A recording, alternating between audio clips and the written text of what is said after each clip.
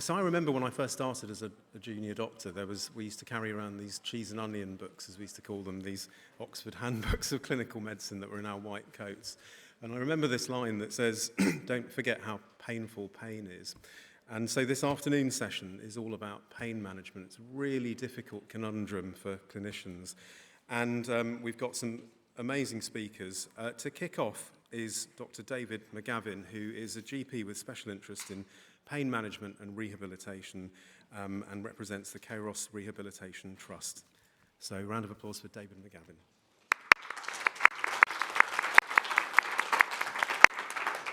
Good afternoon. Our project is a very small project, and we were told in no uncertain times at the BMJ Awards that we were not roll-outable. But I've still brought it to you because I think it may be of interest, it may spark questions, because this is chronic pain is for many GPs a dead-end sort of subject.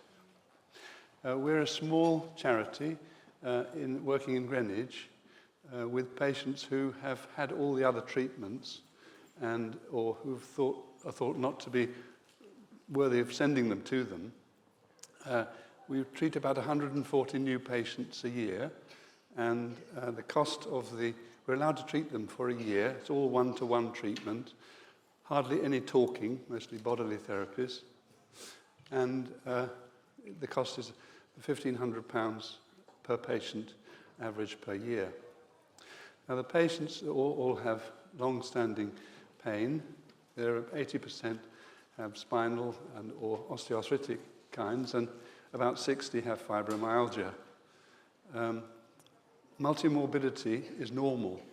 So chronic fatigue, long COVID, functional neurological disorder, ADHD, migraine, IBS, all the boxes that hospital departments put people into because they don't have an answer are commonly on our doorstep because there's nowhere else for them to go and they've had the treatment that's available. They also usually suffer the effects of long-term conditions, in other words, poverty, you lose your job, you're on benefits, social isolation, and low self-esteem.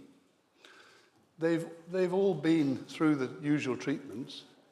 Physiotherapy is judged to be too painful. Medication, some of them avoid like the plague, but many of them are on increasing amounts of analgesics, antidepressants, and so on. And quite a number got up to ceiling level. That's why they're sent to us. And then the talking therapies have all usually been tried. But the problem with chronic pain, one of the biggest problems, is that they're very tired. They're exhausted when they come to us. And you can't really try to talk with someone if they can't listen to you and if they haven't got the energy to act on what the conversation is about. So those have usually been tried and not succeeded. Now I'm going to have to use my crib sheet, hoping not to. So when people are in a condition where these have all been tried, they very often have become dependent, and because these treatments have caused a kind of passivity, and then bad behavior commonly comes in.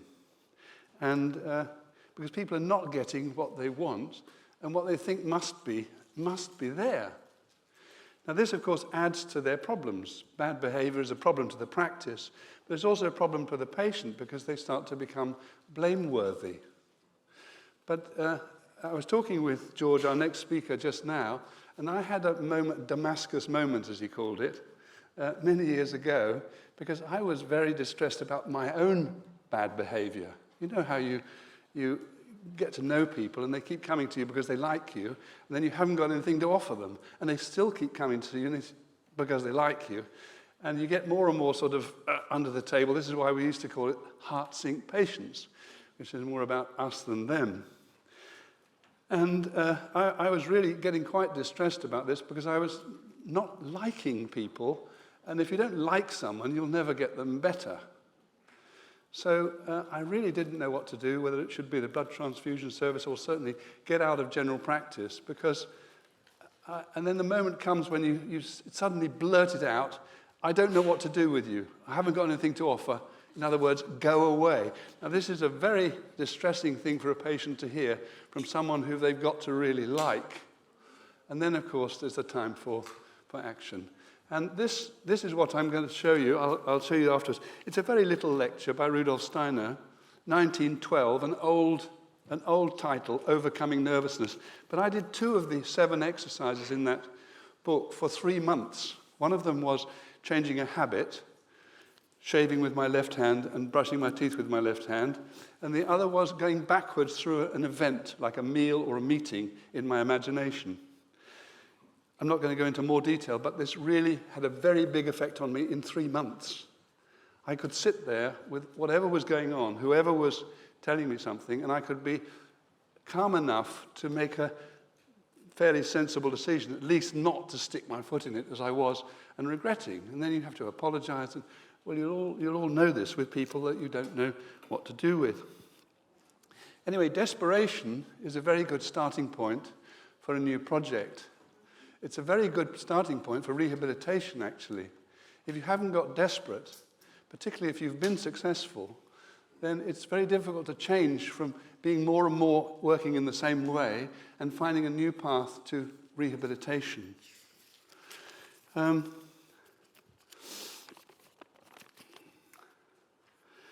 So the mind-body concept really does not work. In hospitals, we're treating conditions, and we still talk about the body as though it was a machine, and the mind as though it was some sort of computer, the human being was some sort of higher animal. Well, this is a total untruth about the human being. The patients know that, but we have, in a way, forgotten it because we're taught as doctors to behave in a certain way and use certain boxes with very materialistic views of the human being. So there's no question of going on with it or giving them anything more of what they've had.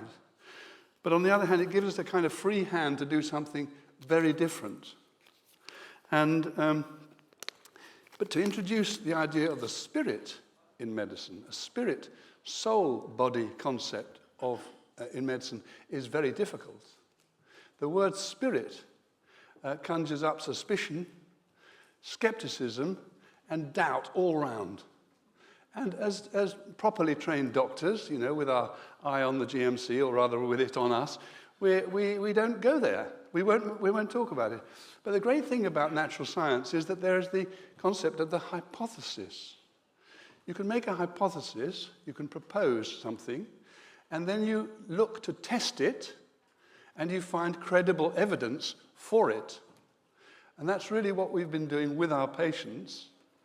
And of course, the evidence, I mean, if you want evidence for our approach, you'll see it on our website, but it's the patients who really need the evidence for an approach which is very outlandish by normal standards. And it's my job in the beginning, when we first meet them, to persuade them in an hour that it might be worth coming. And if they aren't persuaded, they would not come. I give them the offer, you know, you can, you know, I'm going to invite you to come, but you're going to decide at the end of our hour together. So I'm going to lead you through a first consultation and then what happens afterwards. And the patients, you see, they have very little understanding of what's going on. The explanations have just not made sense to them. They don't know what sciatica is even. Mind you, we've got a population that's from all over the world in southeast London, with often people who've not learnt the language. They've managed to avoid an English education, which is a help, but they don't know the language. And so I usually welcome them in and say, welcome to our little clinic. We're a bit odd here. And we've had to learn to use our imaginations much more widely than we were taught. Because I've been meeting people who are going round and round in circles with the usual treatments. By this time, they're sort of nodding their head. And they haven't worked. So what we did was to bring in 3 therapists from Germany. And they're bodily therapies. We hardly do any talking, only talking with me in between. Because we think the body is highly intelligent. We think the body has a memory which is much better than yours. You'll have difficulty telling me your story because you can't quite remember the dates. The body has a memory like an elephant, and it remembers everything that's happened to it. Everything and in every way is our hypothesis. And if you want to see whether we're the right place for you, I'm going to ask you to tell me what you're up against on a daily basis, how it came into being, and a bit about you. The biography is terribly important. And then I'm going to tell you a story about you that you won't have heard before, and in relation to what we've got on offer, and you can decide whether you feel it's the right place for you to come. So the biography is very important indeed, because this is where you find out about the person, their aspirations, their values, their morals. What were they wanting to do before they had that accident? What were they wanted to do but they weren't allowed to by their parents? What they dream of doing, which very often is only, if only I could take my child to school. That would be, they have very low expectations of the future. So I have to engage them in that time. I have to be able to explain to them what is fibromyalgia. And I'm going to take you into fibromyalgia because that's such a common, we're the sort of Southeast referral centre now from the health service for fibromyalgia. They need to understand it, and I need to engage them by the end of the time and raise some hope. Now, I'm going to talk about the spirit soul, how the spirit soul works with the living body in picture language. In the normal situation, this is where I'll be talking to the patient now, we don't believe that the human being is a product just of mum and dad and the egg and the sperm. We think that there comes down a very unique individual and enters into this. And in the embryo, the child begins to develop and find its way to belonging there, thanks to mum and dad who gave the cells. Now we know at 7 years all those cells have gone and the child's, in a way, unconsciously, in charge of their body, in charge of the cells. And you watch the child, first of all, spending a lot of time asleep, coming down occasionally for a bottle or a trip to Tesco's, and then going off to sleep again. And gradually they come out and they begin to balance almost like a marionette, and then they start larking and clowning around, and then they sort of go through the teenage period, and then they become adult, when they have got a proper connection with their body, because they've been coming and going every night. This is the next stage. When we're adult, what do? We turn up in the morning, and we take up the instrument that's lying there. And some of us do it very quickly, so 5 o'clock in the morning, it's my best time to prepare this talk. Don't ask me at 3 in the afternoon. But there are other people who need 2 hours and a couple of cups of coffee before you can speak to them at 10:30, because they aren't properly together. Now, there are variations on this, because you can, if you're not attending now because this isn't exciting you, or if you had a big lunch, you might be a little daydreaming. You in a way daydream when you drive a car. You think, well, wait a minute, where did that last 50 miles go? Because it's your body that's driving the car for you. You've trained it to drive the car. And you only come into yourself when you see those headlights, those backlights, coming up suddenly, and then you're back in again there. That's a variation. Daydreaming, also dreaming at night. Well, at night, then we must be in some contact with the body. But if we come in the morning and we spend the day with the body and we do this and that, and the body says, oh, that's a great day. Oh, we did a lot today, didn't we? But now, I'm getting a bit tired. 3 in the afternoon for me. And so now, well, you've got to clear off.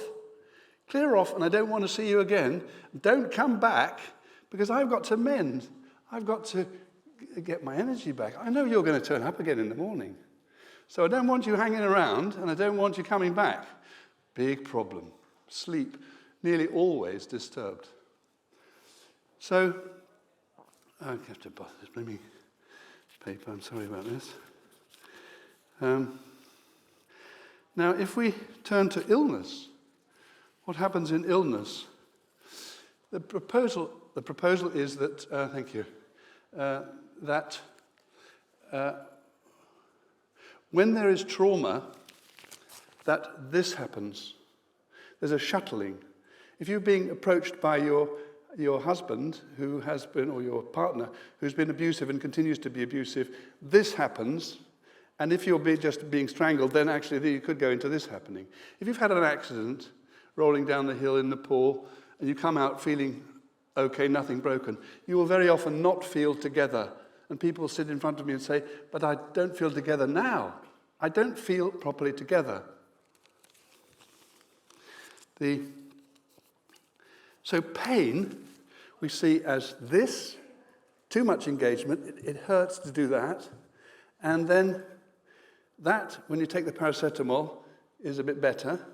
And that's really quite nice to take the paracetamol. But if you take more paracetamol, you can't stand up. And if you take more paracetamol, you fall asleep. And if you take more paracetamol, you don't come back. So the fibromyalgia, we're saying that your body has been in a state like this since that accident or since that childhood. You don't notice it, but it's been like that. And at any moment, in any place, it can do that. And that hurts. And it does that. It really hurts. And when it does that, you've got to go to A&E. Now, we have the 3 therapies, ginger compresses to the back. Ginger, we didn't believe it worked, but 8 out of 10 people come back and say, why haven't I heard of this before? Rhythmical massage, which is general, very light massage, moving the fluid and the warmth in the body. This isn't random. These people are very well trained, these therapists. And then the body starts to get a bit of confidence. First of all, it's comforted, then it's confidence. And then we have movement with a therapy called eurythmy, where the body and the person learn to move together in a pain-free way, which they love. The body loves it. You can see the body loves it. But the person loves it because at last they can do something, and there's an exercise they can build on. So these exercises, these therapies, without much talking in between, I see them every 6 weeks in between the blocks, they're really saying to the body, come on now, come and play, come and play. And the body's been driven into under the banks with the pills, and it starts to come out, and the person begins to say, oh, hello, I feel a bit more like myself. Anyway, I say to them, if anything happens here, it's always a surprise. You'll tell us it's a surprise. And if nothing's happened for 3 months, you'd sack us. And we hardly have anybody sack us. It's not just because it's caring. It's because when people are wanting to move and they've got enough energy to move, they will move. And so that's how we could publish results which showed people actually leaving the project, although many just need continual support. Thank you. Thank you. Oh, I've got to just put a final slide up to look at, not to... Yeah, this is the name of the lecture. You can buy it, and you've got to be fairly desperate to do these exercises. As you know, to introduce a new habit's not easy, but desperation's the thing to be grateful for.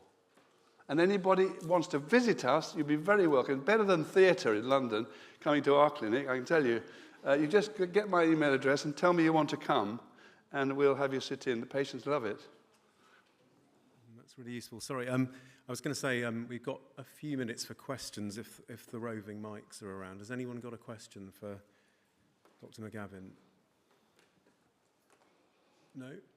Yes? Oh, sorry. Sorry, that lady there was first, I think. Yeah. I'll come back to you next. Sorry. Thank you. Thanks, Dr. McGavin. That was really inspiring. And it makes total sense to me, certainly. When you're having patients come to see you, how do you start that conversation? Because it's... They start by telling me what they're going through. These people are desperate. I mean, they've been years sometimes banging their head against a wall. Yeah. So I just basically do what I've said. I start a story. I'm telling you a story. And I can see by their face whether they like it or not, so I have to really be able to move. But mostly they just completely say, well, why have it taken me so long to get to you? You know, where else can I go? I've never heard anything like this before. And mostly this does ring true, and that's our evidence for there being a spirit, an individuality, not just an animal at work. So is this based on Steiner's training? Yes. Yeah. Yeah. Not an easy subject to follow, Steiner, but, well, I find very exciting. Thank you so much. It was amazing. Sorry, this lady at the front, Katie. Just here, please, thanks. And then someone over there, was there? After that. I was just wondering what proportion of people do say, actually, no, this isn't for me, when you start telling that story? Very few, because the therapists are very lovely people. And there's this welcome of being warmed by the ginger, which give you perhaps 2 days relief from it, being looked after, being wrapped up. They'll at least give it one try. I would say maybe 5% of people, once they've tried the therapy, very few would not try the therapy because, never mind the blooming doctor, something might happen. Anything, they want anything to happen. So maybe, part of it is the way that you start it off. It's a bit of a theme here, showing love, showing kindness, showing compassion to that person initially. That's what you start with, which is a wonderful way of starting, isn't it? And letting people tell you their story, I think, is a very important part of people's healing journey anyway. Being seen, being heard, being acknowledged as a human being, I think is probably one of the most powerful things we can do as clinicians is to properly listen. And if you've got the empathy on that day, if you're not too exhausted, even better. But having them tell their story, be heard and seen is, I think, at the very start. And then obviously you give them the kindness and the care, which often people need. Maybe it breaks down that trust barrier. If you give them something immediate that feels good, it helps them to trust you. And maybe that then any reservations they may have about the story and it feeling a little bit too distant or woo-woo for them, maybe that's just enough. You're absolutely right. The attitude, the loving, caring bit is at least half the game. The problem with being loving and caring is that it quickly turns to dependence. They love being cared and loved and treated kindly. And then you have to have some sort of friction. So we start off with wrapping up. Then we have a sort of sparring. Come on, you're not talking to me like, come on. And then you have a challenge, the third phase. So you have to be able to step up so they don't become dependent, because everybody at this stage, they all need to be looked after and cared for and shown love and understanding. But I think that's part of the healing process, isn't it? It is. Well, that's why everybody here who's dealing with patients will be successful. Yeah. We've just got a sort of last third. Well, because people are in such trouble, we need to have levers which will help them onto another step. Yeah, brilliant. Thank you. Thank you. Anyone else? There was someone over there, I think, who had their hand up. No? Who else was that? Can't see very well. Any other questions or ready to move on? Oh, there, just that lady there. Last one then. There. Thank you. Thank you very much for your talk. I really enjoyed it. Are you the only clinic like this, or are there others around the country? No, we're the only clinic like this. We were working in Kent, and they also had a contract in Maidstone with the NHS, but that's now stopped. You can hear it's very individual. It's not an easy thing. I think Steiner's work is really for hundreds of years in the future. I think it's not really... everything is against us. We could easily be blown off the map tomorrow by the NHS. No one else has got a clinic in Greenwich, in London. They could easily say, well, why are we spending 150,000 on this lot, they need the money. So, yes, we are the only one. And there are smaller private practitioners, and there's more going on in Germany, Switzerland, Holland. Thank you. Okay, one really quick one. Just here, sorry. I lied. It wasn't the last one. Just this lady here, just on the edge. Thank you. And then we've got to move on. I'll be very quick. You mentioned sleep. Where does sleep fit in your strategy with your process with your patients? Because there's a... Yeah. Well, the sleep is a rhythm, and the rhythms of the body, if they're intact, you're on a winner. If they've been disturbed, you'll get the rhythm right by having a nice, gentle connection, by getting this connection to work, which is what the therapists are all about, to get the body in a position where it can receive its boss. And then they will report. And that can be the first one with the ginger. They say, I haven't slept like this for 4 years, after 2 or 3 gingers. And then they go away and they can do it themselves. Because the body suddenly says, oh, thank God for that. Somebody at last is helping me. I can receive her now. I can take her, receive her properly, and I can let her go properly. Because it's the body that stops you getting away. It's not you. Of course, it goes all on in here. Far too much importance given to the consciousness. The body is an amazing instrument, and we spend most of our time in medicine telling it to shut up, or cutting it about, or replacing it. How would you feel like if it was your body? You know? So the sleep, we don't, I mean, I'm using remedies to help the sleep, and we've got particular compresses and things which one can use. But the basic principle is, can you get them to begin to enter without it being like that, and without it being like that? Enter, go away. And the movements help that, the rhythm, the massage helps that, so on. That's the basic principle, incarnation, excarnation. I couldn't say it beyond this room. I couldn't say it if I was at the Royal College. I hope I'm not at the Royal College. Don't worry, you're not alone in that thought. Thank you very much. Thank Dr. you very McGavin. much. Thank you.